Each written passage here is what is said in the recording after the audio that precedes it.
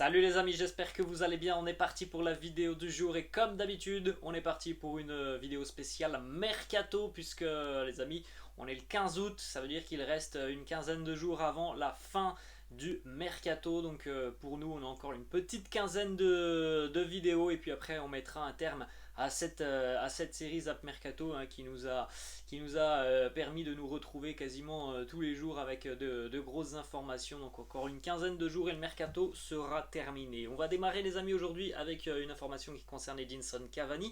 On rappelle la situation d'Eddie Cavani, libre de tout contrat, il peut s'engager où bon lui semble. Il a été approché récemment par Boca Junior.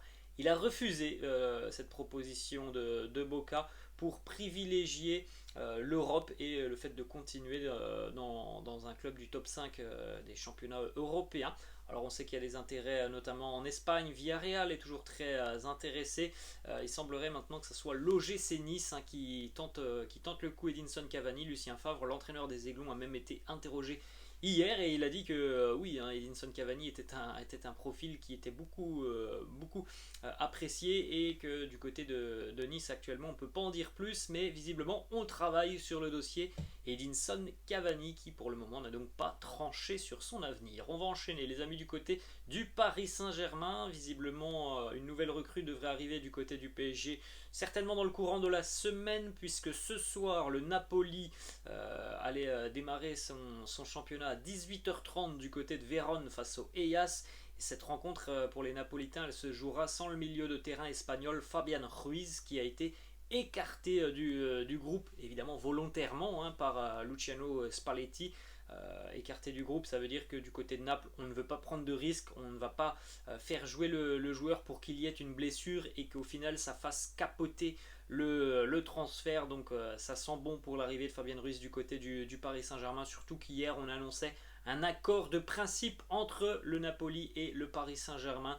Donc maintenant on va attendre l'officialisation, mais Fabian Ruiz devrait arriver tout prochainement hein, du côté du club de la capitale. Ensuite les amis, on va aller à Chelsea avec une information qui concerne le secteur offensif des Blues de Chelsea. Les Blues qui veulent se renforcer offensivement et il y a une piste du côté d'Everton, très jeune joueur anglais. Le jeune Anthony Gordon, ailier gauche de 21 ans, Anthony Gordon, il a été titulaire quasiment tout au long de la saison passée avec les Toffees d'Everton. Ça reste tout de même un joueur qui découvre hein, le plus haut niveau depuis un petit peu plus d'un an, maintenant. Chelsea est en train de discuter d'une offre de plus de 40 millions d'euros auprès d'Everton.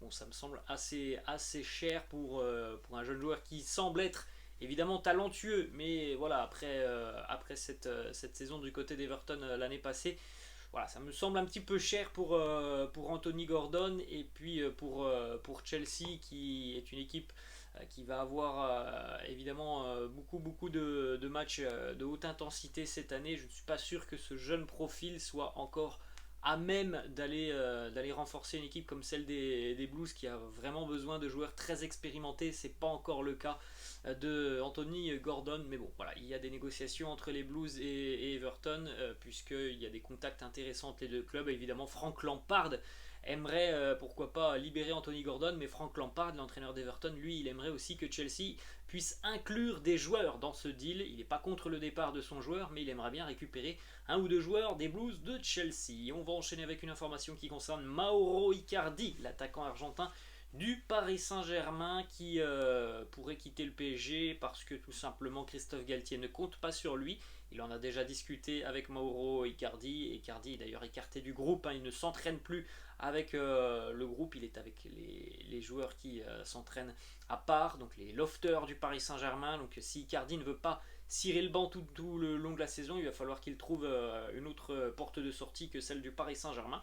Et visiblement, selon plusieurs quotidiens, et notamment quotidiens anglais, Manchester United s'apprête à transmettre une offre au Paris Saint-Germain et au clan de Mauro Icardi. Et il semblerait que d'ailleurs qu'Icardi soit plutôt ok à l'idée de rejoindre Manchester United. Il y avait aussi Galatasaray qui se montrait intéressé, ça ne semble pas être une piste sérieuse pour Mauro Icardi qui préférerait rejoindre les Red Devils. On va enchaîner les amis du côté du Betis Séville avec un départ. Marc Bartra quitte le Betis, il va s'engager avec le champion de Turquie de Trabzonspor. Marc Bartra qui a fait les beaux jours du Betis depuis quelques années lorsqu'il était arrivé en provenance du Borussia Dortmund. On va les amis du côté de l'Olympique Lyonnais avec une information qui concerne Houssem Aouar. Houssem Aouar qui évidemment n'a pas joué ce week-end parce que l'OL n'a pas joué. Houssem Aouar serait très proche d'une arrivée à Nottingham Forest. Selon Di Marzio, les négociations avancent plus que positivement entre Nottingham et l'OL. Les discussions sont en cours encore une fois aujourd'hui pour pourquoi pas tomber d'accord avec le joueur qui visiblement serait ok pour rejoindre Nottingham Forest et donc aller tenter l'aventure en Première Ligue dans un club qui s'est pas mal renforcé sur les derniers jours, notamment voilà, Remo Freuler. On a eu aussi l'arrivée de Kouyaté, on a eu l'arrivée de Dennis, l'attaquant en provenance de Watford, mais ça reste tout de même une équipe qui, en termes de qualité, n'a pas forcément de profil similaire à celui d'Houssem Aouar. Déjà, bon, il n'a pas énormément des profils similaires à Houssem Aouar dans le milieu du football, donc ça pourrait être un très joli coup pour Nottingham.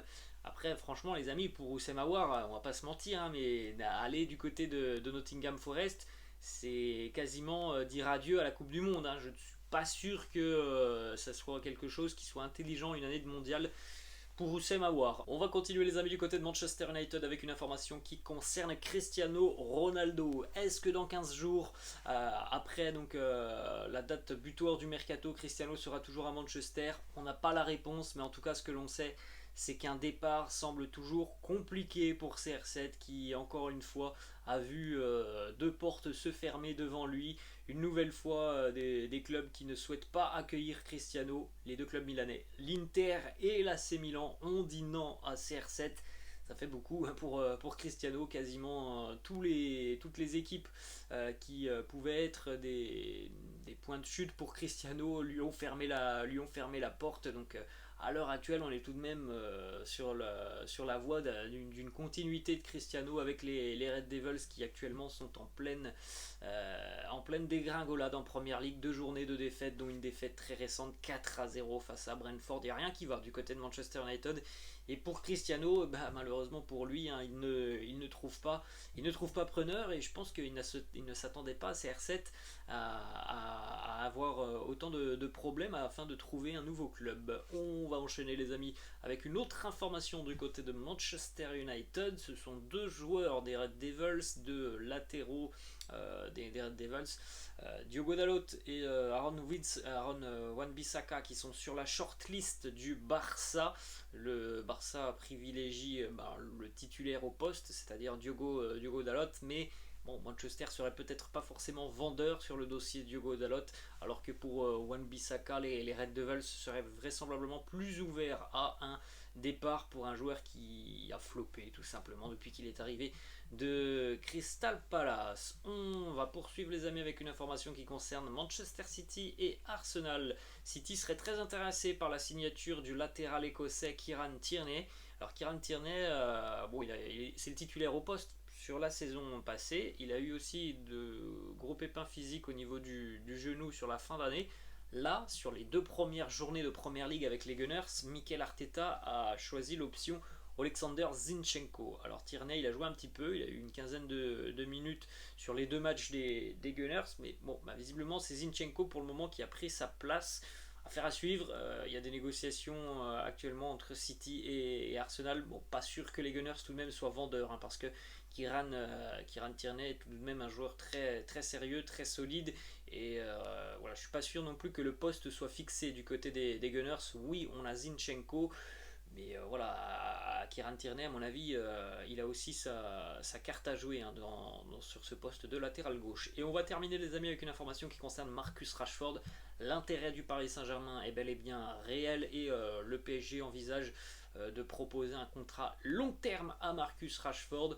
Luis Campos du côté de Paris est convaincu par le potentiel de Marcus Rashford et souhaite lui permettre de se relancer au Paris Saint-Germain. Il est vrai que la saison passée, Marcus Rashford a été en difficulté avec les Red Devils. Ça a été une année très très loin des standards habituels de Rashford en termes notamment de buts et de passes décisives. Après les amis, on est aussi conscient que Eric Ten Hag a fermé la porte. Hein. Depuis quelques jours, il a dit non, on compte sur Marcus Rashford, on a besoin de lui.